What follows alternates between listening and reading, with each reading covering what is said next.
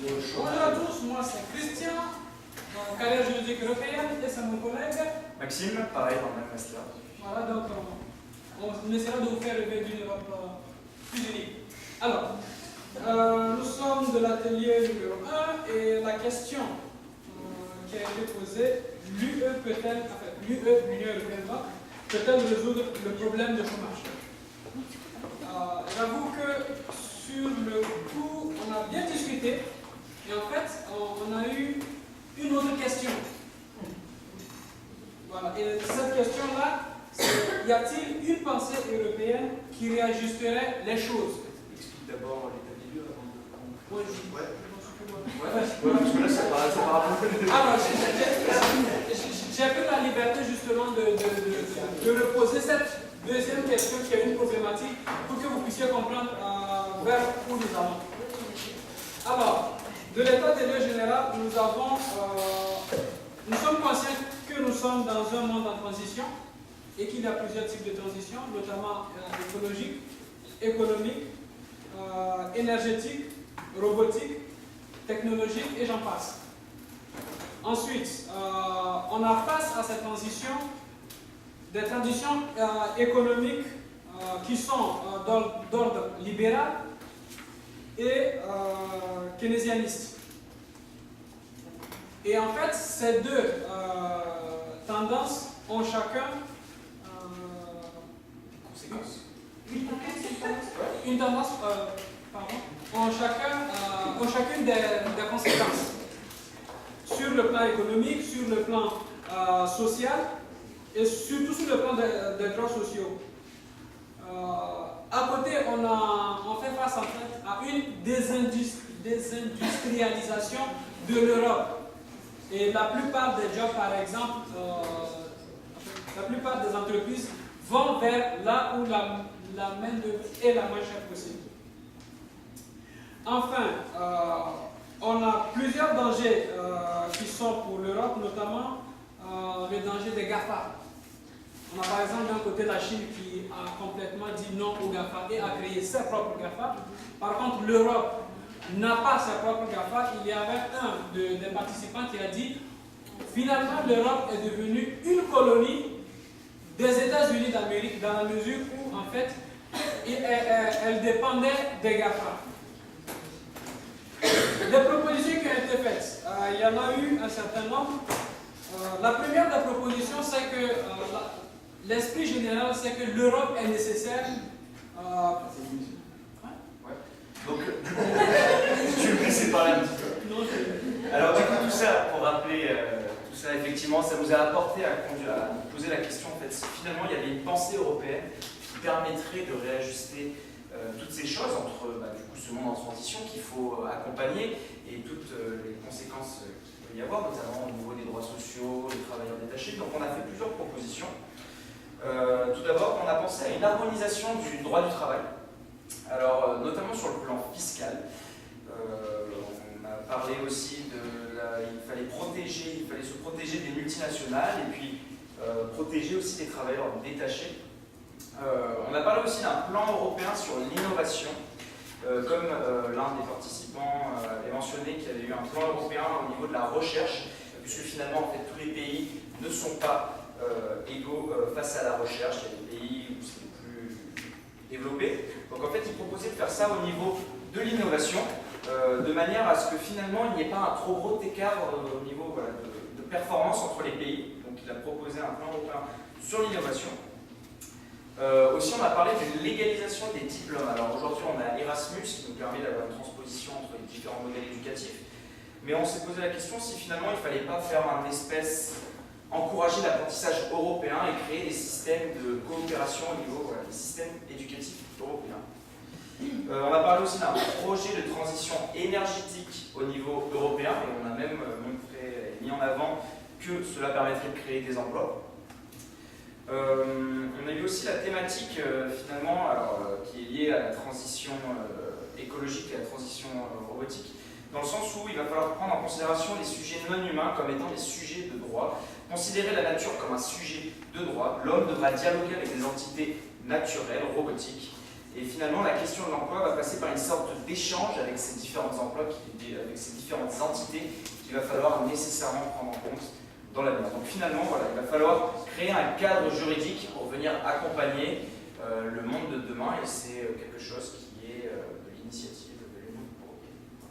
Merci. Merci beaucoup. Atelier numéro 2, c'est Hélène.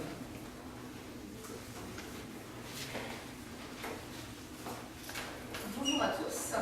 Alors, notre question était l'Union européenne peut-elle renforcer la protection sociale? Donc, avant de passer aux propositions, pour que tout le monde puisse suivre nos réflexions, pour rappel, l'Europe sociale, c'est toutes les règles qui sont relatives aux droits des travailleurs, de la protection sociale et de l'emploi. Donc, ça vise globalement à protéger les travailleurs contre les risques professionnels et sociaux. Au niveau européen, il existe déjà des éléments avec un fonds social européen et une certaine place qui est accordée aux partenaires sociaux. Bon, on est revenu longuement sur toutes les histoires de directives sur les travailleurs détachés, je ne vais pas réexpliquer ça ici, mais on en a parlé. Et il y a quelque chose de très important à savoir, c'est qu'en matière sociale, l'Union européenne n'est pas compétente sur tous les sujets. Donc on a fait des propositions, mais on ne peut pas proposer des choses entre guillemets sur tout. Notamment, il y a 3 domaines sur lesquels l'Union européenne ne peut pas produire de normes. C'est sur les montants, notamment des rémunérations, le droit de grève et les questions de conflits collectifs. Donc, vous verrez qu'on a une proposition sur un SMIC européen, mais actuellement, l'Union européenne n'est pas compétente là-dessus. Et donc, tout ça nous renvoie aussi à la question d'une certaine motivation politique, et finalement, ça nous renvoie à nos dirigeants qui aussi ne veulent pas évoluer et faire évoluer les compétences de l'Union dans ce domaine-là. Et il y a une autre nuance très importante entre le concept d'unification et d'harmonisation. On a distingué ça dans nos propositions, c'est-à-dire que, et notamment dans la matière sociale, l'Europe ne poursuit pas un objectif d'unification. C'est-à-dire que l'objectif, c'est pas qu'il y ait le même droit dans tous les États membres, mais c'est d'amener, de rapprocher les législations dans un même sens de progrès social. Alors, nos propositions, donc, dans une visée d'harmonisation, ça serait que chaque État ait un SMIC, donc l'idée d'un SMIC européen, mais que chaque État fixe lui-même le montant de son SMIC, c'est-à-dire que ce ne soit pas le même niveau dans tous les États européens, puisque on l'a vu, ça serait impossible et ça crée de grandes craintes pour certains pays, mais que voilà, qu'il soit obligatoire pour chaque État d'avoir un SMIC et qu'après, ça soit à chaque État de fixer son niveau. Donc ça serait l'idée d'un système social européen. Ensuite, on a évoqué la possibilité d'un compte personnel d'activité européen. Donc ça concerne la formation professionnelle et donc le droit à la formation. Et ça serait l'idée que tout ce qui concerne les droits que les travailleurs peuvent avoir en ce qui concerne la formation ne soit pas rattachés à un État, mais à la personne qui aujourd'hui est amenée à se déplacer. C'est-à-dire qu'on a des entreprises aujourd'hui européennes, multinationales, et les travailleurs ne sont plus forcément rattachés à un État. Et donc ça serait un compte personnel qui suivrait vraiment la personne et non pas la localisation de son emploi. Alors ensuite, ça c'était plus un apport sur le plan économique, mais une idée de passer d'une conscience éthique à une conscience sociale. Donc là, alors je vais vous expliquer, mais c'était pour renforcer la protection sociale vis-à-vis de l'extérieur de l'Union européenne, avec un renforcement des clauses commerciales pour exiger des partenaires tiers des pays de l'Union européenne qu'ils aient un socle social qui corresponde au nôtre. C'est-à-dire, par exemple, quand on importe des produits, aujourd'hui, on a une certaine sensibilité à un modèle éthique, c'est-à-dire qu'on veut que les produits respectent certaines conditions éthiques, et on voudrait aussi maintenant qu'ils respectent des conditions sociales, c'est-à-dire dans quelles conditions les travailleurs ont réalisé le produit qu'on importe, etc. Les conditions de travail et ce genre de choses. Et donc si on parle de cette protection sociale extérieure, ça pourrait peut-être aussi après amener à améliorer aussi la protection sociale à l'intérieur de l'Union européenne. Et ensuite, notre dernier point, c'est sur le recensement et la traçabilité du droit de l'Union dans les États. Parce qu'on s'est rendu compte que le mode de législation européen qui est privilégié dans le domaine social, c'est la directive. Et la directive, pour les non-juristes et non-spécialistes du droit de l'Union, les États, après, doivent la transposer dans leur droit national, souvent par le biais d'une loi, par exemple, qui est adoptée par les parlements. Or, après, entre guillemets, on est perdu dans le suivi ces transpositions au niveau national, puisque chaque État applique après, prend ses propres législations et applique après son droit. Donc là, on voudrait écrire on a été très poétique, écrire le récit de l'Europe sociale pour voilà, pouvoir suivre les législations qui sont transposées au niveau national. Voilà, pour matérialiser, entre guillemets, le droit social européen, parce qu'aujourd'hui on entend beaucoup de gens dire qu'il n'y a pas d'Europe sociale, mais si, une Europe sociale existe, il faut juste la matérialiser et la mettre en évidence. Voilà. Merci.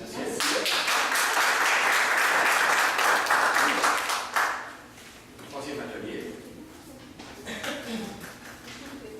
Bonjour. Alors moi, je vais vous parler de l'atelier qui parlait de la place de l'Europe dans la question de la justice sociale. Alors, dans la notion de justice sociale, on retrouve des éléments qui concernent la prévention de la pauvreté, une meilleure égalité dans l'accès à l'éducation, à la lutte contre la discrimination, à l'accès à la santé, à l'égalité homme-femme, à l'éducation, je l'ai dit au début. Donc, nous avons commencé par une sorte de constatation assez relative. En Europe, il y a des problèmes de justice sociale, il y a des gros problèmes qui ont besoin d'être adressés. Mais si on est relatif par rapport à l'état de la planète, le bloc européen est quand même l'une des zones géographiques où on est les moins à plaindre en termes de justice sociale. Bon, une fois qu'on a pris ce pas de recul pour relativiser un petit peu notre situation, et qu'on s'intéresse vraiment à qu'est-ce qui se passe en termes de justice sociale sur notre continent, on a de fortes disparités, de fortes inégalités d'un pays à l'autre. On a des pays qui ont un très faible taux de chômage et des pays qui ont un très fort taux de chômage, mais aussi au niveau local, puisque au sein d'un même État, par exemple la France, on a de fortes inégalités d'une région à une autre. Et du coup, il est important de garder à l'esprit que quand on parle de précarité ou de besoin d'aide par rapport à l'éducation, par rapport à l'accès à la santé, etc., il faut garder à l'esprit où on se trouve quand on s'adresse à ces acteurs-là. Alors, pour avancer un peu rapidement sur les propositions qui ont été faites, un des sujets centraux qui a été abordé dans notre discussion a concerné l'utilisation des fonds structurels européens qui sont dédiés à aider les acteurs locaux, les structures locales à lutter pour plus de justice sociale. Et donc, un des problèmes qui a été constaté dans nos discussions, c'est que utiliser des fonds européens, c'est extrêmement compliqué. Je ne sais pas si certains d'entre vous en ont l'expérience. C'est très compliqué parce que c'est administrativement extrêmement complexe. C'est très compliqué à utiliser parce qu'on a trop peu d'informations dessus, on ne sait pas très bien faire. Et que beaucoup de choses qui sont financées par l'Europe, on est très content de les utiliser, mais on n'est pas vraiment au courant que c'est financé par l'Europe. Et qu'il y a un gros problème de visibilité là-dessus. Donc nos propositions concernaient donc la visibilité des actions de l'Europe, mais aussi leur efficacité.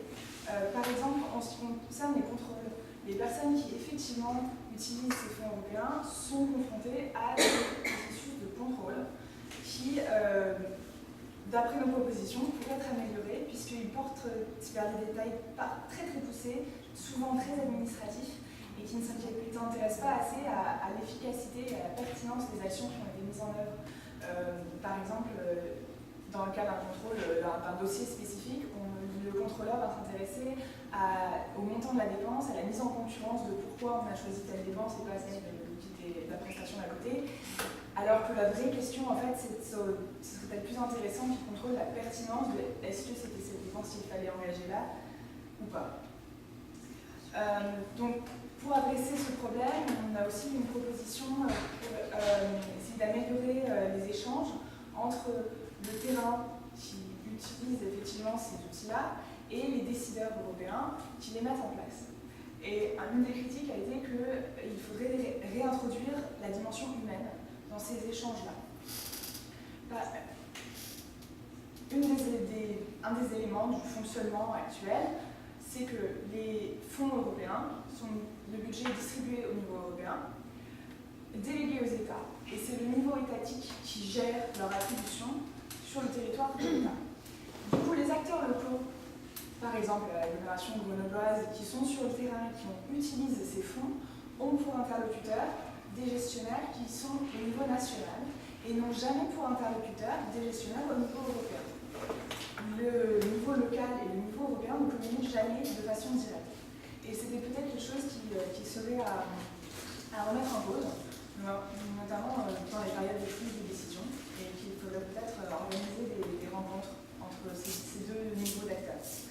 Ce qui permettrait éventuellement d'introduire dans ces rencontres des acteurs de terrain qui ne soient pas des acteurs institutionnels, mais des associations, des personnes qui ont de l'expérience avec ces types de problématiques, des personnes qui font l'expérience de la précarité au quotidien et qui peuvent avoir des choses à dire et un opinion à donner sur la question, alors qu'ils ne sont pas traditionnellement inclus dans la discussion.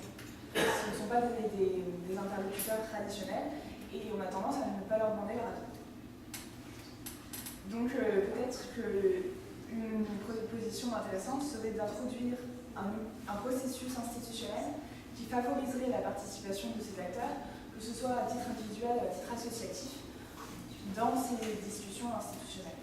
Et de façon interne à la discussion et pas juste comme acteurs extérieurs que l'on consulte de temps en temps pour avoir un avis extérieur, mais de vraiment les aider à devenir des acteurs internes au débat.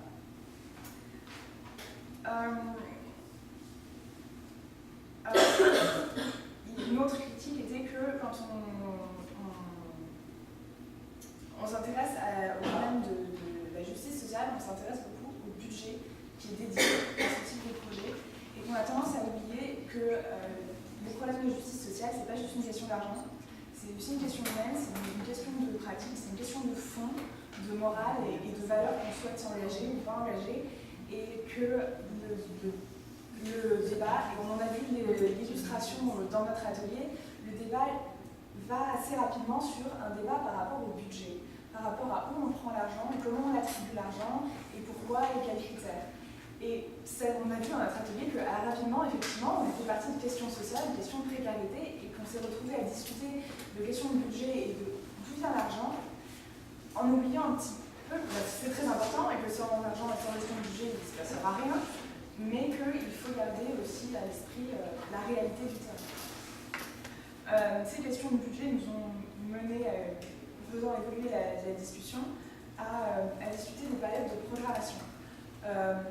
L'Europe, quand elle prévoit un budget pour un fonds européen qui va être dédié à lutter contre la précarité, pour l'insertion d'un certain type de population, que ce soit les jeunes, l'insertion sur le marché du travail des jeunes, ou pour des populations spécifiques, ce sont des programmations qui sont faites pour 7 ans. Donc un budget qui est voté, une enveloppe qui est ouverte, et le budget est utilisé pour une programmation de 7 ans. Ça a des avantages et des inconvénients. Ça a des avantages dans le sens où au moment où l'enveloppe est ouverte, les acteurs qui veulent candidater à obtenir cet argent ont de la visibilité. Si leur dossier est accepté et qu'ils sont financés par ce fonds, ils ont 7 ans pour pouvoir venir, ou 5 ans s'ils ne sont pas candidatés instantanément, mais ils ont du temps pour monter leur projet et le réaliser. D'un autre côté, les budgets sont fixés et on ne peut plus y toucher pendant 7 ans. Ce qui fait que s'il se passe quelque chose d'imprévisible pendant cette année-là, comme par exemple la crise migratoire en 2015 que personne n'avait prédit, ou bien la crise économique en 2008-2009 que personne n'avait prédit, on n'a plus de marge de manœuvre pour adapter les budgets qui ont été décidés pour cette programmation de 7 ans et les adapter aux réalités de ce qui se passe vraiment en Europe. Nous avons aussi parlé de questions d'égalité hommes-femmes, de questions d'éducation. L'éducation, la principale critique a été le fait que l'Europe n'ayant pas vraiment de compétences officielles sur qu'est-ce qu'on peut faire ou qu'est-ce qu'on doit faire en matière d'éducation, l'Europe se cantonne à un rôle un peu informatif. Elle ne fait pas ses propres études, par exemple, comparatives sur les modèles éducatifs d'un pays par rapport à un autre. Elle pourrait prendre ce rôle, mais si elle le faisait, elle ne pourrait pas faire grand-chose de ces résultats parce qu'elle n'a pas la compétence législative de décider là-dessus. Et en termes d'égalité homme-femme, il y a beaucoup de textes qui sont pris au niveau européen, qui sont décidés pour encourager l'égalité l'égalité hommes-femmes. Dans les programmes européens, on voit qu'un acteur local qui bénéficie de fonds européens est fortement encouragé à travailler sur la problématique de l'égalité hommes-femmes au sein de cette structure. Alors qu'au niveau des institutions, c'est pas forcément, l'exemplarité n'est pas forcément un très haut niveau. Il pourrait être mieux suivi déjà au niveau des institutions elles-mêmes. Il y a aussi le fait que les textes concernant l'égalité hommes-femmes sont parfois pas assez, soit trop contraignants, soit pas assez contraignants. Trop contraignants parce que ça peut poser des problèmes au niveau de la réalisation sur le terrain à une échelle vraiment locale. Parfois pas assez contraignants parce que du coup ça crée de fortes disparités d'un pays membre de l'Union par rapport à un autre. Par exemple sur la question d'actualité qui sont les votes pour ou contre la légalisation de l'avortement, qui est un problème actuel dans un certain nombre de pays européens. L'Europe a un principe de liberté de la femme et de droit de la femme, mais n'a pas de texte législatif qui empêche un pays de revenir sur ses droits et de limiter.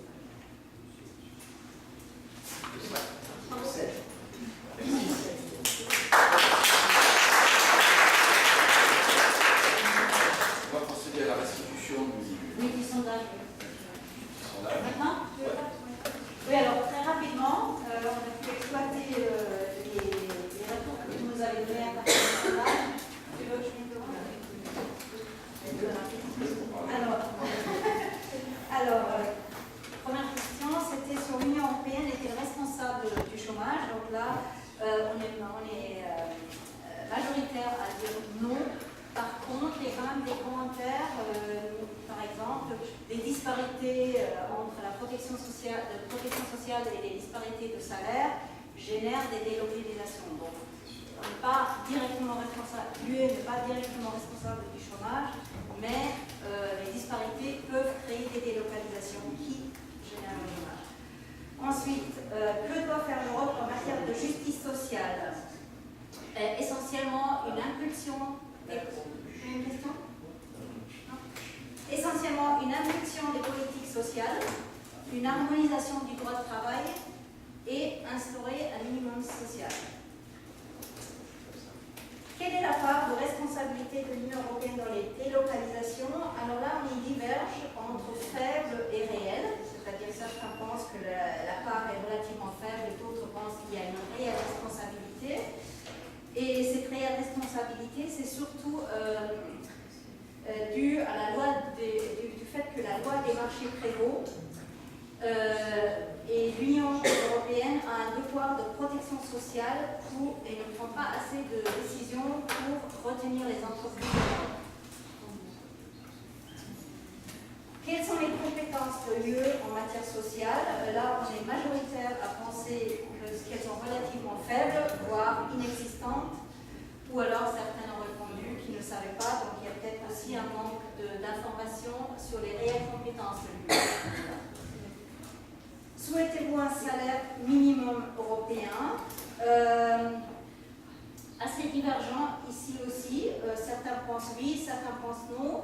D'autres pensent que c'est utopique, trop compliqué, et si ça se fait, ça sera forcément, il faudra le faire en fonction du pouvoir d'achat.